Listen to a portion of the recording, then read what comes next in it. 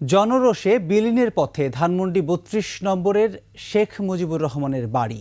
ভাঙা ভবনটি দেখতে ভিড় করছেন উৎসুক জনতা। বলছেন এই ভবন ভাঙার জন্য সাবেক প্রধানমন্ত্রী শেখ হাসিনা নিজেই দায়ী।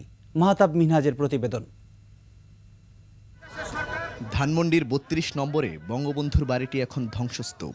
তিনতলার ক্ষুদ্র একটি অংশ এখনও দাঁড়িয়ে আছে। আশপাশে থাকা বাকি স্থাপনাও গুড়িয়ে দেওয়া হয়েছে। চারপাশে ছড়িয়ে ছিটিয়ে আছে ধ্বংসের সব আলামত। এসব দেখতে ভিড় জমাচ্ছেন উৎসুক জনতা। অনেকে এসেছেন ইতিহাসের সাক্ষী হতে, আবার কেউ কেউ প্রিয়জনের সঙ্গে তুলছেন নানা ঢঙে ছবি। কেউ আবার ধ্বংসযজ্ঞের উপর উড়ান জাতীয় পতাকা।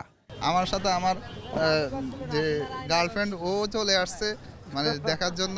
আমি আসছি এখানে, নাকি ওটা পুড়ে দেওয়া হয়েছে এবং কি ভাঙা হয়েছে। এখন আমি ওটা দেখার জন্য আসছি এন্ড ছবি তোলার জন্য আসছি। একটা অভিশপ্ত বাড়ির, একটা অভিশপ্ত শাসকের রূপ কেমন হয় সেটার জন্য আজকে আমি আসছি। পুরো এলাকা জুড়ে হাতুড়ির শব্দ।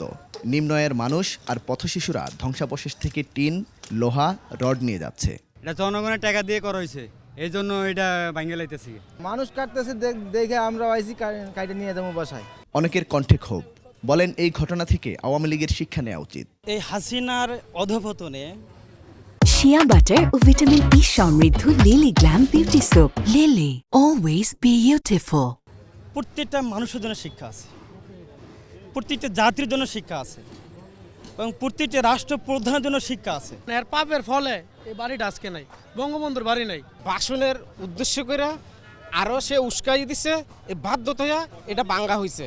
ভঙ্গুর ভবনটিকে ভবিষ্যৎ প্রজন্মের জন্য জাদুঘর করার দাবিও করেন অনেকে। এখন যে অবস্থায় আছে, এই অবস্থার মধ্যে দিয়েও কিন্তু এটা একটা একটা উদাহরণ হিসাবে এটা থেকে যেতে পারে। মাহতাব মিনহাজ, একুশে টেলিভিশন, ঢাকা।